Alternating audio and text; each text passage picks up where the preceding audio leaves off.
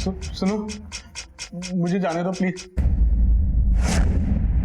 देखो तुम्हें जितना पैसा चाहिए था तुम्हें वो मिल गया है ना, अब मुझे जाने दो। नहीं मुझे मारना मत प्लीज, मुझे जाने दो प्लीज, मुझे जाने दो प्लीज।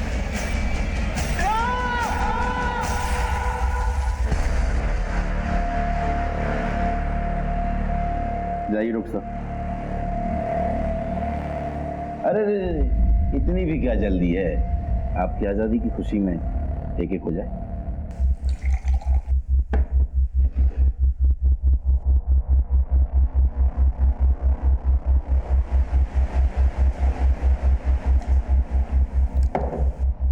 पी ली मैंने, अब जाऊं ना मैं? निकलो।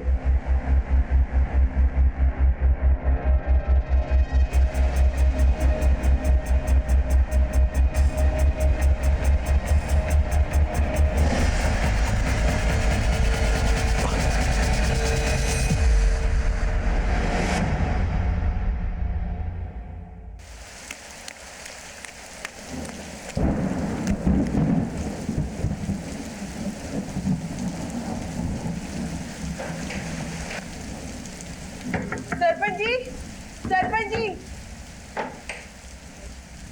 अरे कविता, इतनी रात को सब ठीक तो है ना? हमारे वो और देवर जी अभी तक खेतों से लौट कर नहीं है, हमें बहुत घबराहट हो रही है। तुम चिंता मत करो, मैं अभी बिट्टू माली और लोगों को लेकर खेतों पर जाता हूँ और उन दोनों को ढूंढ कर लाता हूँ। तुम एक काम करो, तब तक मेरे घर में ही बैठो। है ये दोनों कहाँ गए होंगे?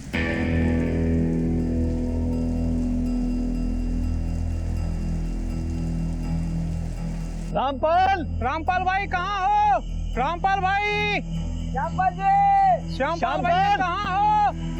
रामपाल, रामपाल भाई कहाँ हो? श्यामपाल, रामपाल, कहाँ हो श्यामपाल भाई? रामपाल, रामपाल भाई कहाँ हो? रामपाल भाई, अरे भाई रामपाल गाँव। श्यामपाल भाई, ठीक है रामपाल जी। और ये तो रामपाल है, इसकी तो साथ में नहीं चल रही। ए, निरंजन, पुलिस को फोन लगा और सुन, मेरे घर से इसकी पत्नी कविता को बुला के ला, उसको वहां कुछ बताना। जा जल्दी से जा।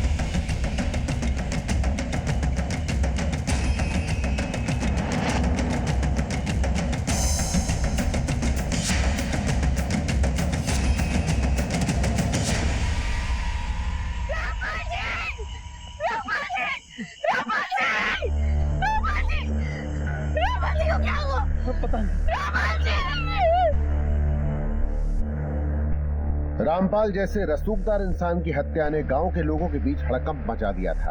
आखिर रामपाल की हत्या किसने और क्यों की थी? रामपाल का भाई श्यामपाल कहां था? क्या रामपाल की हत्या उसी ने की थी या करवाई थी? पुलिस के लिए उलझनों की तो बस अभी शुरुआत ही।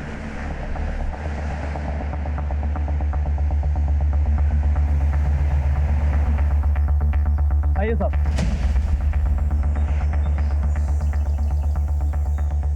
पीछे हटिए आप।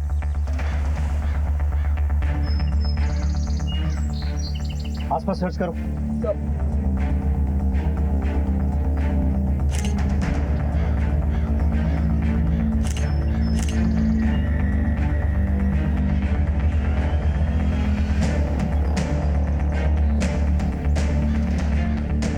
इसी रस्सी से इसका गला घोंट के मारा गया, पर बॉडी पर कोई भी स्ट्रगल के निशान नजर नहीं आए।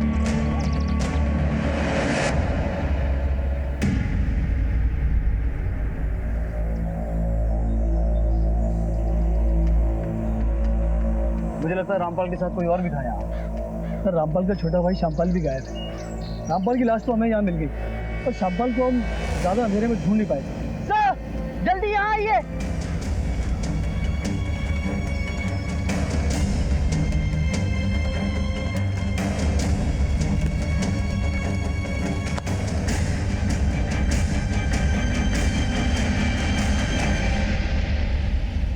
साहब ये तो श्यामपाल है। सिरी जिंदा है। यादव, इसे अपनी गाड़ी में हॉस्पिटल ले जाओ, हो सकता है बच जाए। सर ले जाओ। नीचे हाथ लगाओ। सर कहीं ऐसा तो नहीं कि इन दोनों भाइयों के बीच में किसी बात को लेकर अनबन हो, जिसके बाद रामपाल को उसी के भाई श्यामपाल ने मार दिया हो। श्यामपाल जानबूझकर ज्यादा शराब पीने के बाद बेहोश हो गया, जिससे उस पर शक ना हो सकता है। विकास, उस रस्सी और बॉटल्स को फोरेंसिक जांच के लिए भिजवाओ। ये पता लगवाओ कि उन पर इन दोनों भाइयों के फिंगरप्रिंट्स हैं या फिर ये सब किसी और का किया धरा है। Okay sir.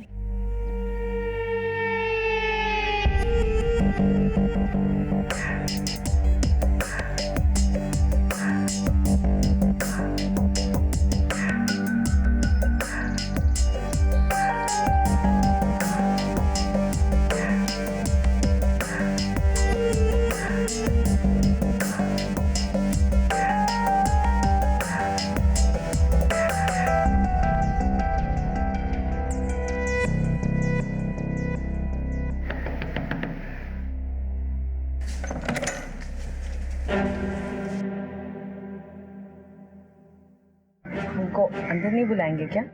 हाँ अंदर नहीं, यही रुकना, जाना नहीं, हम आ रहे हैं, जाना नहीं हम।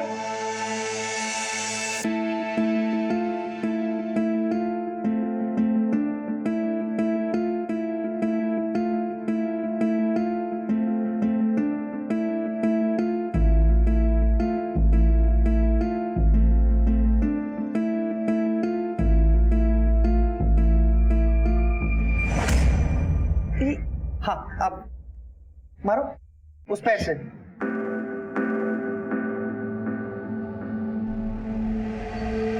हाँ, अब आ दो, अब गृह परिवेश करो।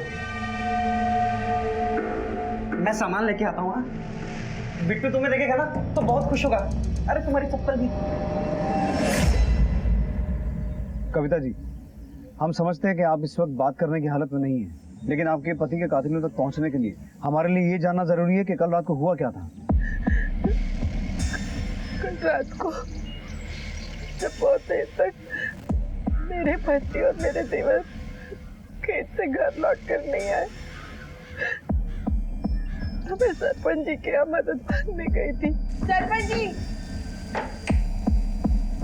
अरे कविता, इतनी रात को सब ठीक तो है ना? रात भर ढूंढने के बाद हुआ। तो रामपाल और श्यामपाल के बीच सब कुछ ठीक था? दोनों के बीच में कोई तकलीफ नहीं थी। श्यामपाल तो अपने बड़े भैया की बहुत इज्जत करते थे, और जिस तरफ आपका इशारा है वो तो होना संभव है। सरपंच साहब जी, आपको किसी पे कोई शक? नहीं सर, रामपाल और श्यामपाल के साथ इस गांव का तो कोई व्यक्ति कुछ करने वाला नहीं था। रामपाल जी के लोग बहुत इज्जत करते थे, बहुत रसूखदार शख्स था वो इस गांव का। रसूखदार और अच्छे लोगों के कत्ल नहीं होते क्या?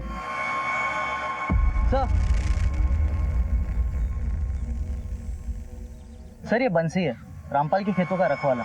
साहब, रामपाल जी और श्यामपाल जी अपने खेतों से निकल गए थे, फिर यहाँ रास्ते में क्या हुआ नहीं पता। तो रामपाल और श्यामपाल के बीच कुछ कासुनी हुई थी? कभी नहीं साहब। ठीक है, तुम जा सकते हो। सर, अगर रामपाल को श्यामपाल ने नहीं मारा तो जरूर हत्यारा कोई तीसरा ही है। लेकिन सवाल ये खड़ा होता है विकास कि अगर हत्यारा कोई तीसरा है तो उसने सिर्फ रामपाल को क्यों मारा, श्यामपाल को जिंदा क्यों छोड़ दिया? क्या उसकी दुश्मनी सिर्फ रामपाल से थी? लेकिन इन सभी सवालों के जवाब तभी मिलेंगे जब श्यामपाल होश में आएगा। तब तक इन दोनों भाइयों के बारे में गाँव वालों से पता करते हैं। Right sir. साहब कभी कभी जो दिखता है ना वो होता नहीं है। मतलब? साहब ऊपर से तो पूरा परिवार काफी खुश और मिलजुल के रहने वाला लगता था, अंदर क्या चल रहा है किसे पता। साहब मुझे देवर भाभी का कोई चक्कर ही लगता है।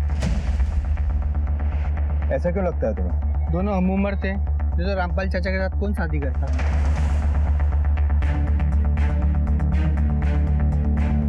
अच्छा, ये रामपाल और श्यामपाल का आपस में रिश्ता कैसा था? श्यामपाल की उम्र 40 साल की हो गई और उसकी भी शादी नहीं हुई। ना खुद का घर, ना खुद का पैसा। उसने अपनी पूरी जिंदगी रामपाल के भरोसे रखी।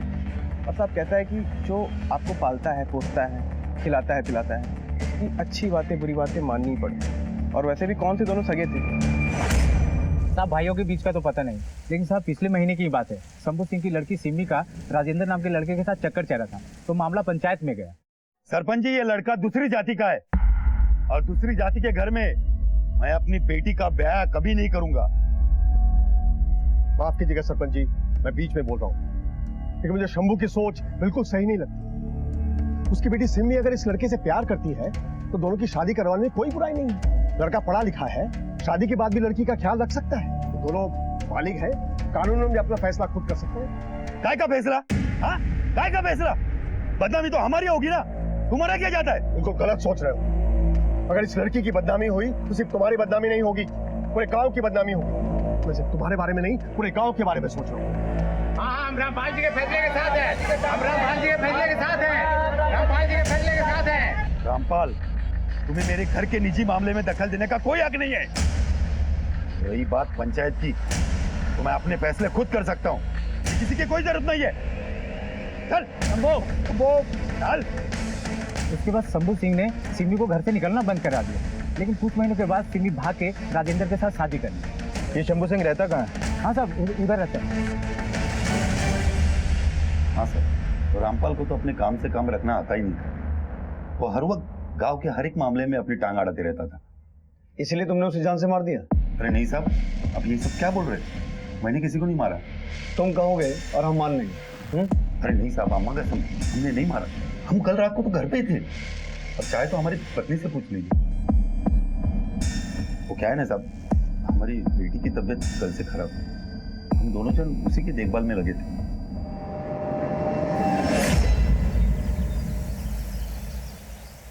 क्या है ना, यहाँ ज्यादा बिजली बंद होती नहीं है, पर आज पता नहीं क्यों। तुम ये लो ना, ऐसा करो ना, शायद बिट्टू आ गया। बिट्टू अब बिट्टू, वो तुम्हारी मम्मी है, जाओ गले मिलो। वो बहुत छोटा था ना जब तुम चली गई थी, शायद पहचान नहीं रहा। जाओ बेटा, मम्मी। हाँ, जाओ जाओ जाओ।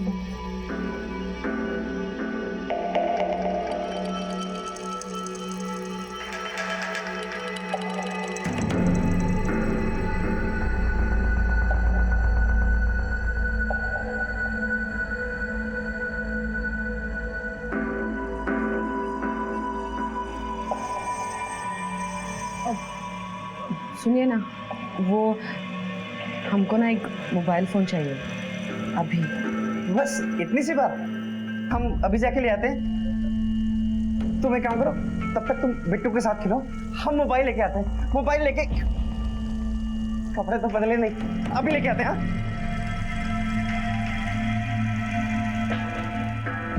सर, मैंने शंभू के कॉल रिकॉर्ड और फोन लोकेशन डिटेल चेक किए और उसके पड़ोसियों से भी बात की। दोनों से कंफर्म है कि वो मर्डर वाली रात अपने घर पे ही था।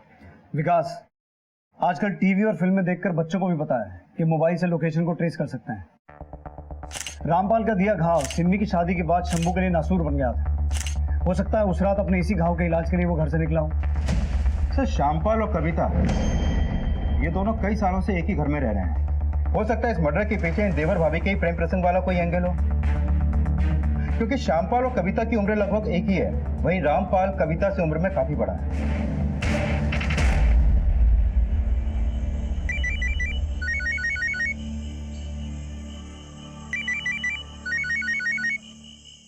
हेलो हेलो मेरी रानी। गुड्डू, और कितना टाइम लगेगा? यहाँ पर एक दिन भी ना 100 दिन के बराबर है। ये आदमी इतना चिपकू है कि 1 मिनट भी पीछा नहीं छोड़ता। अरे ये तो तुम्हारा ही आइडिया था ना। गुड्डू, हम इस आदमी को और नहीं झेल सकते। बस जिस झंझट और झमेले से हम भागे थे ना, हमें वही वापस आना पड़ा। मेरी जान, तुम चिंता मत करो, जैसे ये खेल खत्म हो जाएगा ना, हम दोनों फिर एक साथ हैं। ठीक है, तुम बम बनाने का सारा सामान भिजवाओ, एक धमाका करना है।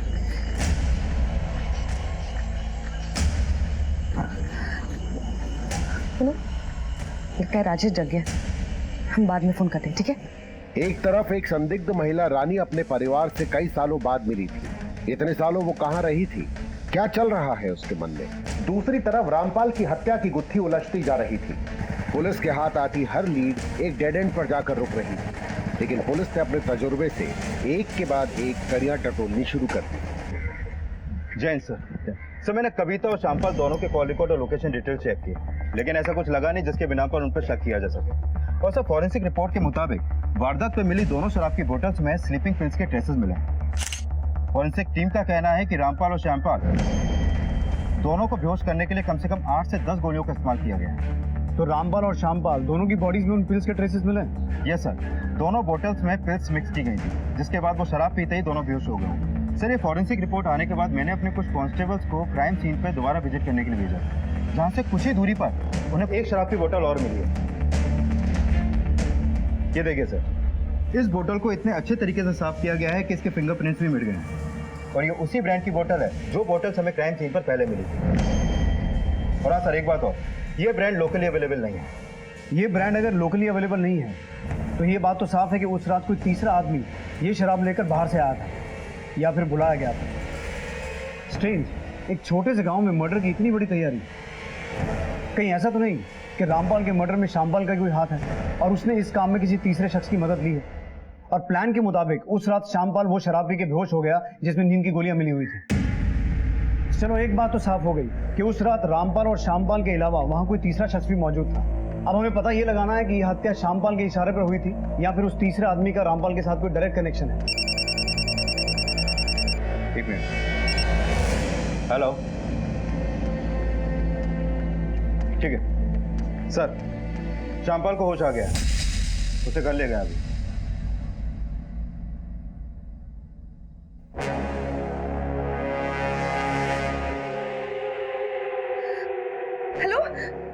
हेलो, देखो हमारी बात सुनो। देखो जो कुछ भी हुआ ना उसे भूल जाओ। हम सब कुछ भुलाकर हम तुम्हारे पास वापस आने को तैयार है। बार बार फोन करना बंद करो। देखो मैंने अपना फैसला तुम्हें सुना दिया है। अब जरा सी भी शर्म है ना तो चुल्लू पर पानी में जाके डूब मरो। और हमारे बीच में अब कुछ भी नहीं है। और वैसे भी तुम जैसी गिरी हुई औरत के लिए मैं फिर से अपनी बीवी और बच्चे को नहीं छोड़ सकता। रखो फोन, और आज के बाद कभी फोन करने की कोशिश मत करना।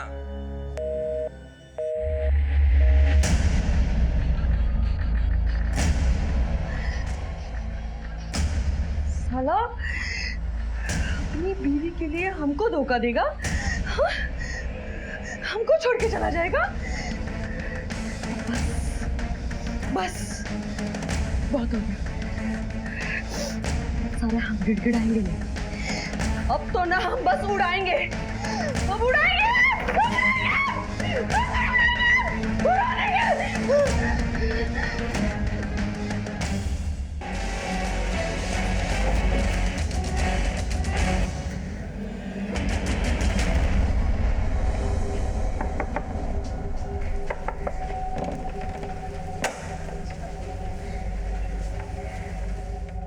श्यामपाल आइए।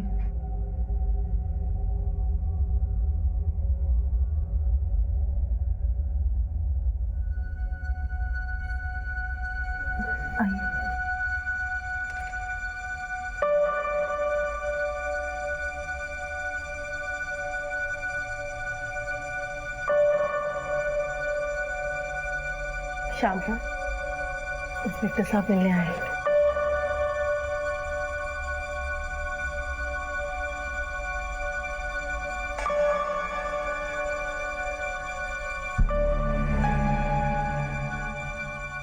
बताइए क्या हुआ था उस रात? राज साहब, हमेशा की तरह खेतों पे बहुत काम था।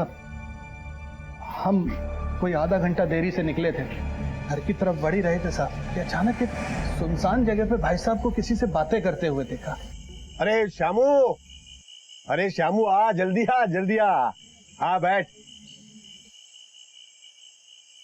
श्यामू, ये प्रताप भाई है। इनका गौसगंज में बहुत बड़ा कारोबार है, लेकिन हमारे प्रताप भाई अब गौसगंज में रहने वाले नहीं हैं। ये अब लखनऊ में जाके रहने वाले हैं। तो इन्हें एक ऐसे इंसान की तलाश है जो इनके बने बनाए बिजनेस को बिल्कुल बढ़िया से संभाल ले। उसके बदले ये मुनाफे का 70% देने को तैयार है। समझ गया ना? क्या सोचता है? अरे हमें तो लगता है ये हमारे लिए बहुत बढ़िया सौदा होने वाला है। भाई साहब, अरे इतना मत सोचिए, बहुत फायदे का सौदा है। अरे ले श्याम। अब भैया की बात टाल नहीं सकते थे साहब, उन्होंने कहा तो बोतल हमने हाथ में ले ली। 3-4 घूंट पिए थे साहब कि सर चकराने लगा। हमें पेशाब जाने की जरूरत महसूस हुई तो हम झाड़ियों की तरफ गए, लेकिन कुछ समझ में नहीं आया। कुछ ऐसा लगा जैसे सब कुछ घूम गया, दुनिया पलट सी गई थी। उसके बाद खुद को हॉस्पिटल में पाया। उस दिन पहली और आखिरी बार अगर भैया को ना बोला होता तो भैया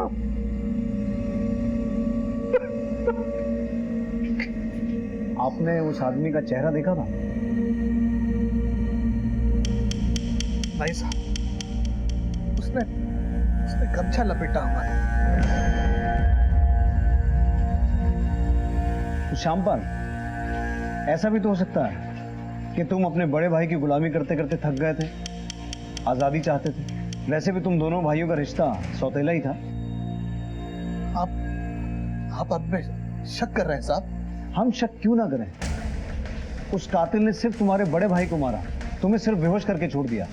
और हैरानी की बात है कि तुमने उस आदमी के साथ बैठ के शराब पी, लेकिन उसका चेहरा तुमने नहीं देखा। तो ऐसा क्यों नहीं हो सकता कि तुम्हारी नजर अपने बड़े भाई की प्रॉपर्टी और उसकी बीवी पर थी? क्यों? यही प्लान था ना तुम दोनों का? प्लान? कौन सा प्लान? हम रामपाल जी से बहुत प्यार करते थे और मरते दम तक करते रहेंगे। रामपाल जी के साथ अगर किसी ने हमारा नाम भी सुन लिया तो गांव में जीना मुश्किल हो जाएगा हमारा। हम रामपाल जी को कभी धोखा नहीं दे सकते थे। उन्होंने हमारा हाथ उस वक्त थामा था तो पूरी दुनिया हमारे हाथ से छूट चुकी थी। एक बेबस विधवा की मांग में सिंदूर भरा था, मुझे दोबारा सुहागन बनाया था। हमारे भैया हमारे पिता के समान थे साहब। पहली भाभी की मौत के बाद उन्होंने खुद को काम में डुबो सा लिया था। ये जो कुछ भी आप देख रहे हैं ना साहब, ये सब हमारे भैया ने अपनी कड़ी मेहनत से हासिल किया। चलो उनका तो समझ में आता है, लेकिन तुमने शादी क्यों नहीं की? कविता के लिए? कैसी बातें कर रहे हैं साहब? हमारे और हमारे भाभी के बीच में कभी कुछ नहीं था और नहीं हो सकता है साहब। भाभी ही क्या, किसी भी लड़की के साथ हमारा कभी कुछ नहीं हो सकता था, क्योंकि हम किसी औरत के लायक नहीं है साहब। फिर नई कहानी? सर, ये रामपाल की पोस्टमार्टम रिपोर्ट। इस रिपोर्ट से साफ हो गया है कि उसकी बॉडी में शराब के साथ साथ नोलेन सिम नाम की स्लीपिंग पिल्स भी काफी मात्रा में मिली हुई थी, जिसकी वजह से रामपाल अनकॉन्शियस हो गया और फिर हत्यारे ने रस्सी की मदद से उसका गला घोंटकर उसको मार डाला। सर, इस रिपोर्ट के हिसाब से उसकी मौत 8 जुलाई की रात 12 से 2 बजे के बीच हुई थी। सर, मैं भी आपको एक बात बताना चाहता हूँ। सर, आज से 6 महीने पहले मैं मुरादाबाद में पोस्टेड था, जहाँ पर डॉक्टर अवस्थी का मर्डर केस आया था। डॉक्टर अवस्थी को किडनैप करके उनका मर्डर कर दिया गया था। सब वो मर्डर और ये मर्डर एक तरीके से किए गए हैं। सेम ब्रांड की दारू यूज की गई है, सेम स्लीपिंग पिल्स यूज की गए हैं, और तो और गले पे जो रस्सी है उसका नॉट का तरीका भी सेम तरीके से बांधा गया है। सर, इतनी सारी बातें इत्तेफाक तो नहीं हो सकती ना। सर, उस केस में हमने संदीप सिंह को और उसके गैंग को अरेस्ट किया था। Good observation Yadav. एक काम करो, मुरादाबाद पुलिस डॉक्टर अवस्थी के मर्डर केस की फाइल यहाँ मंगवा लो, देखते हैं हमारे यहाँ क्या लगता है। सर, पुलिस कांस्टेबल यादव की सतर्कता ने इस केस को एक नई दिशा दी थी। क्या उसका शक सही था या फिर रामपाल की मौत के पीछे कुछ और ही राज दफन थे? दूसरी तरफ रानी किस धमाके की साजिश में लगी थी? ये दिवाली नहीं है जो पटाखे फोड़ने, बड़ा धमाका कर रहा है, बहुत बड़ा धमाका। इसलिए अब तुम हमको ये बताओ कि सामान क्या क्या चाहिए। क्या सिर्फ आधा किलो बस होगा? हाँ, और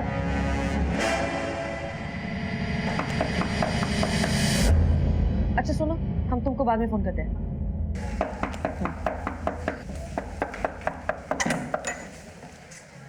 काफी देर से खटखटा रहा था, क्या कर रही थी? तुमसे मतलब? नहा रहे थे हम। कोई तकलीफ? नहीं नहीं, तकलीफ कैसी? अब तो तुम घर आ गई हो, मेरा मतलब अपने घर आ गई हो। तुम एक काम करो, तुम आराम से बैठो, मैं तुम्हारे लिए चाय बना के लाता हूँ। हाँ, और हाँ, वो काफी अच्छी लग रही हो।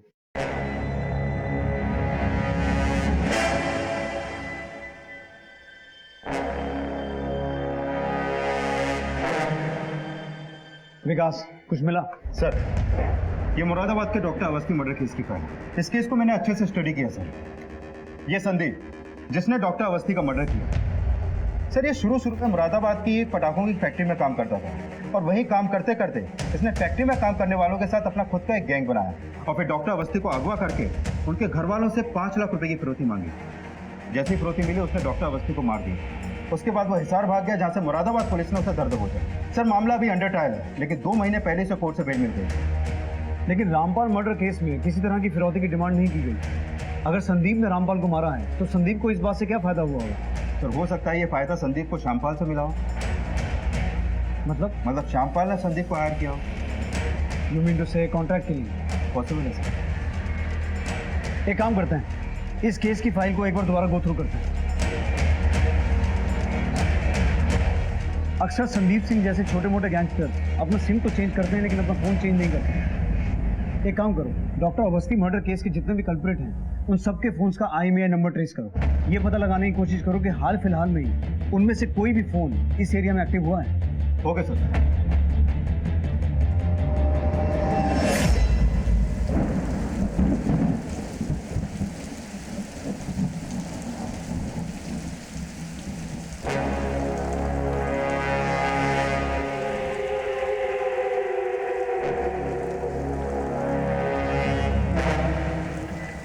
सब माल बराबर है? हाँ सब बराबर है। छाता पकड़ो। चल। सर, मुरादाबाद के डॉक्टर अवस्थी केस में जितने भी फोन नंबर्स और फोन यूज हुए थे मैंने उन सबके IMEI नंबर ट्रेस किए। सर उस मर्डर के बाद उनमें से दोबारा ना तो कोई नंबर यूज हुआ और ना ही कोई फोन। लेकिन सर इस इन्वेस्टिगेशन में एक लीड हाथ लगी है। सर ये Sandeep Singh doctor Awasthi murder case में एक नंबर पे लगातार टच में था और जिस फोन से ये नंबर यूज किया जा रहा था, जब मैंने उसका IMEI नंबर ट्रेस किया तो एक हैरान करने वाली बात पता चली। मैं आपको बताता हूँ सर, डॉक्टर अवस्थी संदीप अपने फोन से लगातार एक रैंडम नंबर के टच में था। अभी संदीप का फोन तो बंद है, लेकिन मैंने चेक किया कि इस रैंडम नंबर के फोन पे लगातार time to time SIM change हो रहे थे। सर इसने जितने भी सिम लिए वो सारे सिम फेक आईडीज देकर खरीदे गए। लेकिन सर हैरानी की बात यह है कि उन सारे फेक आईडीज पर एक ही फोटो यूज किया गया और ये फोटो किसी लेडी का है जिसकी फोटो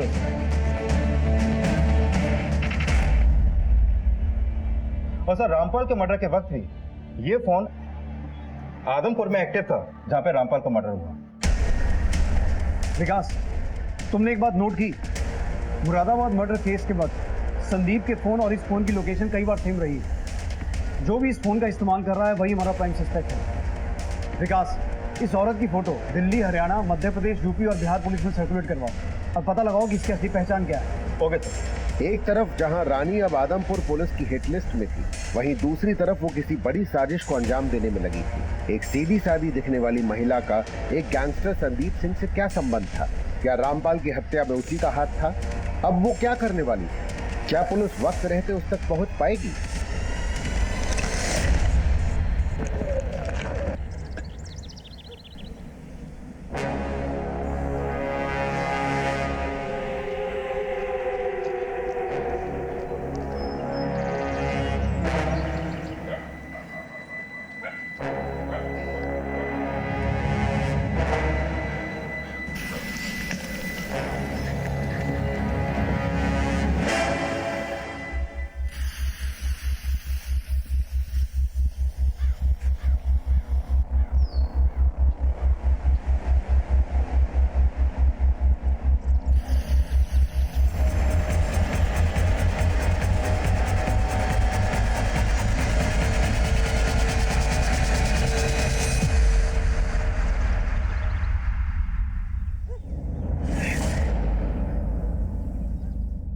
पहचानते हैं इसे? नहीं साहब, हम इसे नहीं जानते। और इसे? Excuse me sir. सर इन दोनों में से हमने किसी को भी पहले नहीं देखा। सर, मदन सिंह का फोन था। ये औरत जहाँ किराए पे रहती थी उसका पता चल गया। कैसा सामान भेजा है तुमने? हाँ, बोला था गली उड़ा दूंगा, ये उड़ा दूंगा, लेकिन कुछ भी नहीं उड़ा। अरे हमने पूरा सामान थोड़ा ही भेजा था। हमने कहा था ना हम तुम्हारी मदद करेंगे, फिर कहाँ जरूरत थी होशियार बनने की। अच्छा ठीक है, जो भी करना है ना जल्दी करो।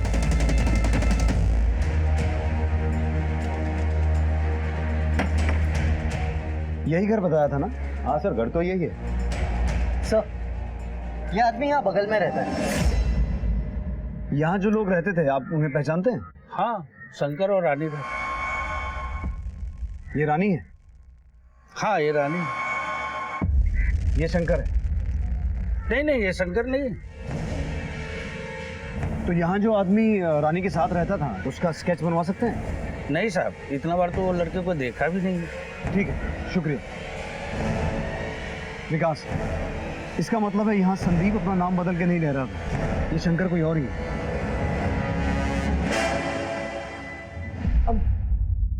बाबू, मुझे बहुत भूख लगी है, तो तुम बाजार में जाके मेरे लिए कुछ ताजा लेके आओ।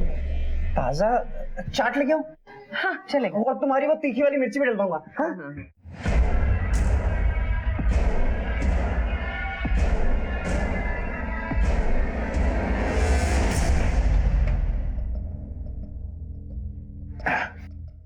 क्या हाल है मेरी जान? कैसी गुजर रही हैं रातें अपने पुराने पति के साथ? अच्छा, हमने आपको बोला था वो सामान लाने के लिए, बुलाया? ये रहा वो सामान। अब तुम्हें धमाका करने से कोई नहीं रोक सकता। अब मेरा बदला जरूर पूरा होगा। सर, रामपुर के पुरानागंज थाने से फोन था। रानी की फोटो उनके थाने में एक बहुत पुरानी दर्ज हुई मिसिंग कंप्लेन से मैच होती है, और ये रिपोर्ट उसके पति ने दर्ज करवाई। पति ने? हाँ सर। क्या नाम है उसके पति का? राजेश।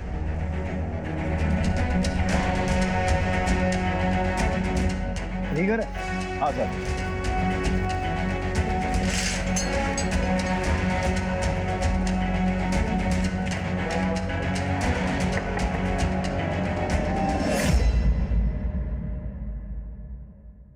जी कहिए। हमें आपकी पत्नी रानी के बारे में कुछ बात कर।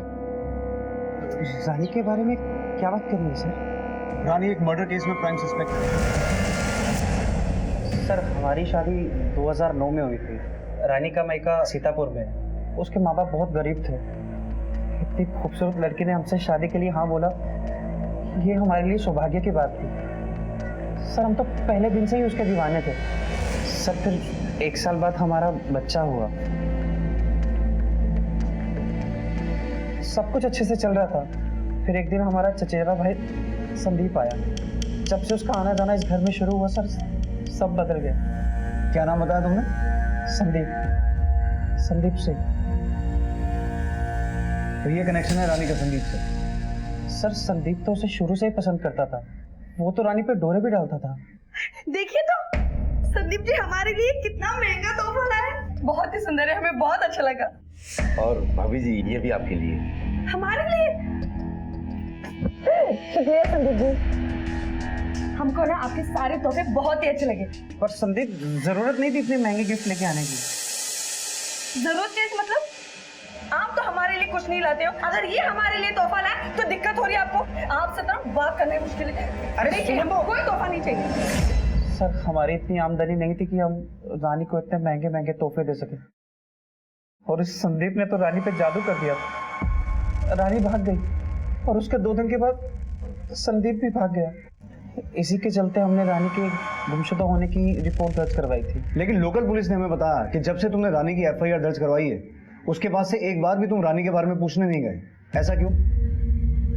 सर, रानी के भागने के कुछ दिन के बाद मुझे उसका फोन आया था। उसने कहा था कि हम उसे ढूंढने की कोशिश ना करें। उसने तो ये भी कहा था कि उसने संदीप से शादी कर ली। सर, किसी को इस बात का पता ना चले और हमारे खानदान की बदनामी ना हो, इसलिए मैं पुलिस स्टेशन में नहीं गया सर। फिर सर फिर उसके 1 साल के बाद संदीप हमसे मिलने के लिए आया। उसने हमें बताया कि रानी ने उसे भी छोड़ दिया है। संदीप ने बताया कि जब वो किशनगढ़ में था और रानी कोई जॉब कर रही थी तो वो आदमपुर के किसी आदमी के साथ चली गई है।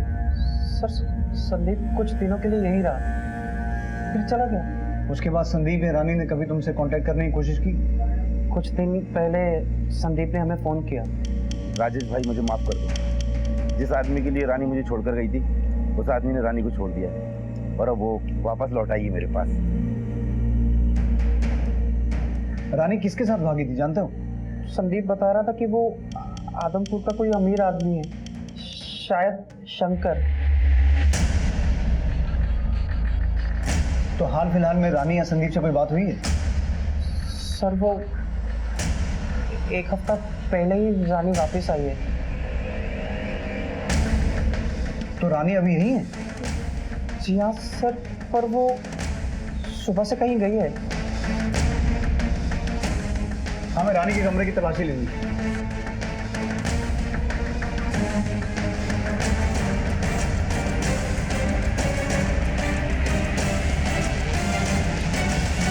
तेरे तो घंटा होता है बारूद। रानी बॉम्ब बना रही है। ये बॉम्ब बनाने का सामान किसी बड़ी साजिश की तरफ इशारा कर रहा है। सर संदीप मुरादाबाद में किसी पटाखा फैक्ट्री में काम करता था।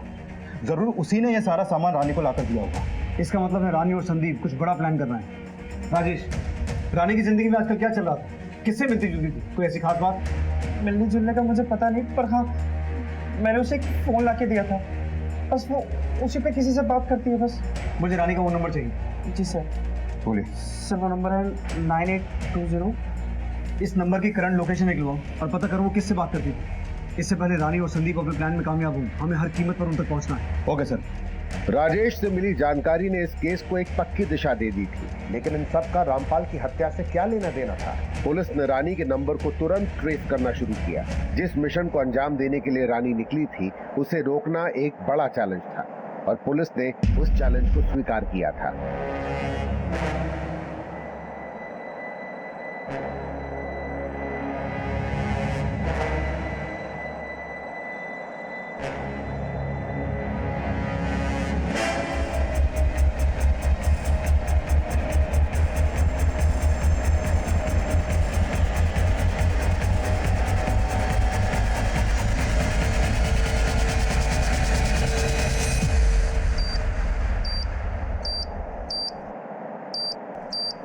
रानी,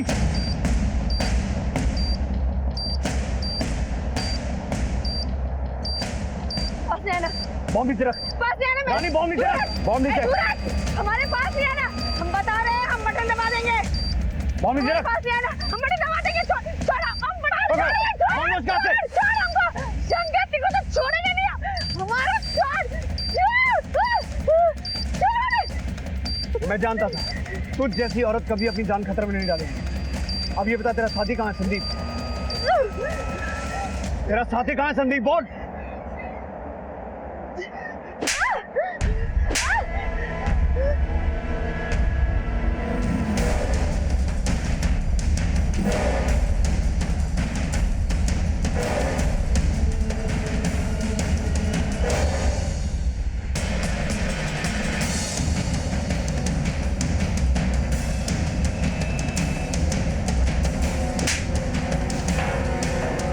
यही सोच रही हो ना कि हम तुम तक कैसे पहुंचे?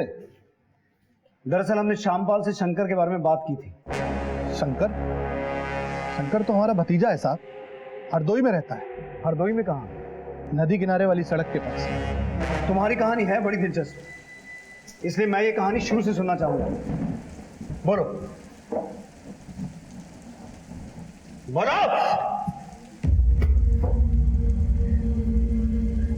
आदमपुर में शंकर के पास हमको काम मिल गया था। संदीप हमको अक्सर वहीं मिलने आया करता था।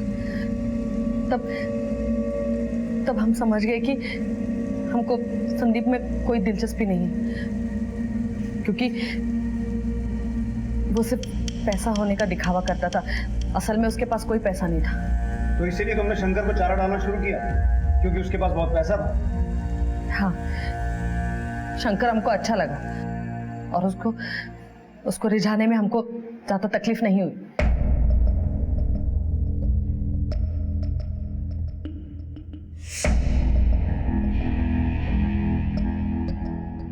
आपने पेपर्स को क्लिक नहीं किया, हम कर देते। ये बहुत इम्पोर्टेंट है।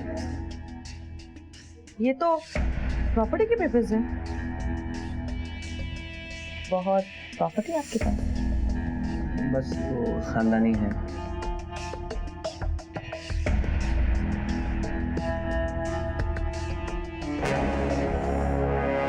और जब अगली बार संदीप हमको मिलने आया तब हम उसको शंकर के बारे में सब कुछ बता दिए।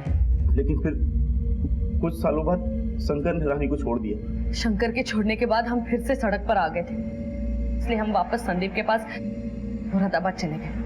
जब रानी हमारे पास वापस लौट कर आई तब तक वो पूरी तरह से अय्याशी में डूब चुकी थी। उसे दिन रात कुछ ना कुछ चाहिए था। हमारी इनकम तो शंकर के बराबर नहीं थी, इसलिए उसके सारे शौक पूरा नहीं कर पाए।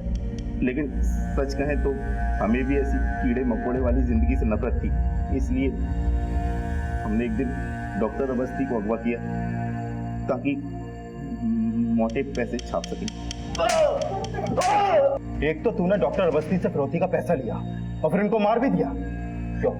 अगर उसे खुला छोड़ देते तो उसके जरिए पुलिस हम तक नहीं पहुंच जाती क्या? मुझे जाने दो प्लीज। मेरे घर पर मेरे बीवी बच्चे मेरा इंतजार कर रहे होंगे। आपकी आजादी की खुशी में एक एक हो जाए।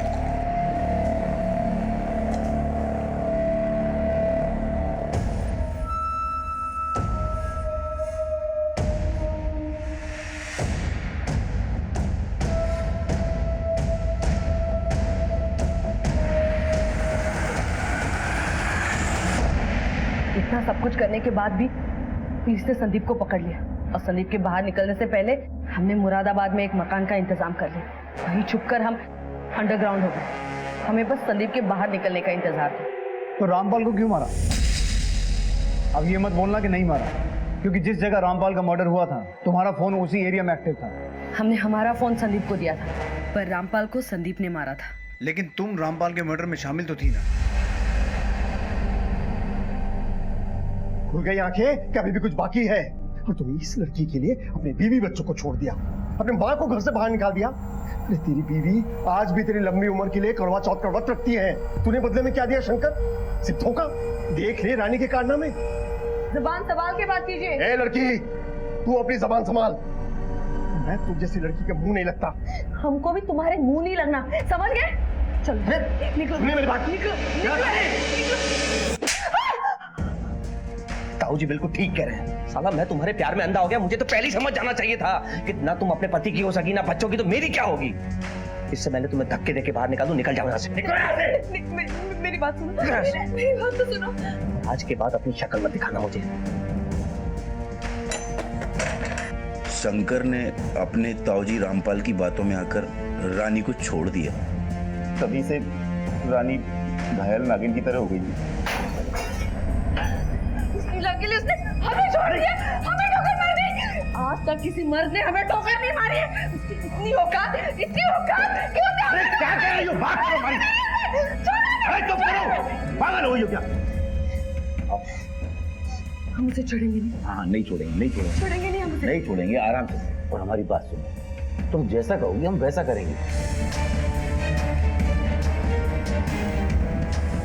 बाबू, तुम हमारे काम करोगे? हाँ? क्या? तुम रामपाल को मार दो। रानी हमारे साथ अपराध की दुनिया में कदम रख चुकी थी, इसलिए हमने उसका साथ दिया। और सिर्फ उस रात